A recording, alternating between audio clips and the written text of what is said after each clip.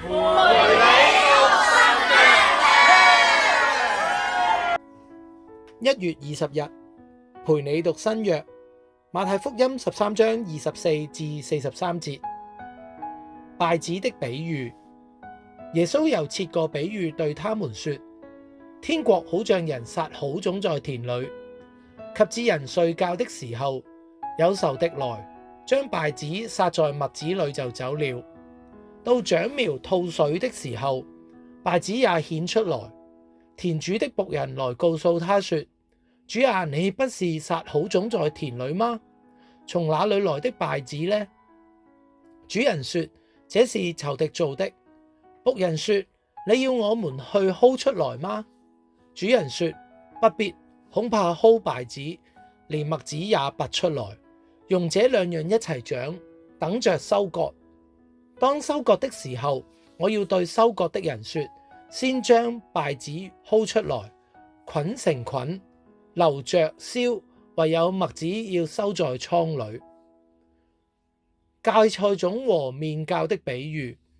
他又設個比喻對他們說：天國好像一粒芥菜種，有人拿去種在田裏，這原是百種最小的，等到長起來，卻比各樣的菜都大，且成了樹，天上的飛鳥來宿在它的枝上。他又對他們講個比喻說：天國好像麵酵，有婦人拿來藏在3斗麵裏，直等全團都發起來。用比喻的原因，這都是耶穌用比喻對眾人說的話。若不用比喻，就不對他們說什麼。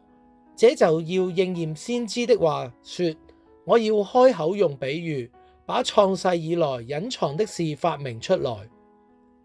解明稗子的比喻。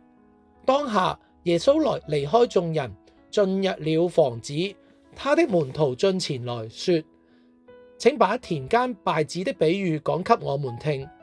他回答說：那撒好種的，就是人子；田地就是世界。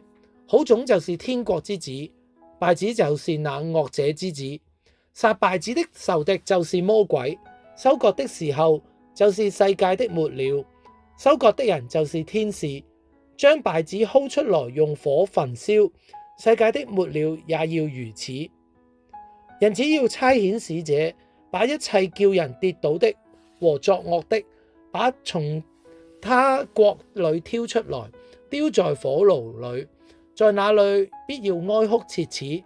那時義人在他們父的國裏要發出光來，像太陽一樣。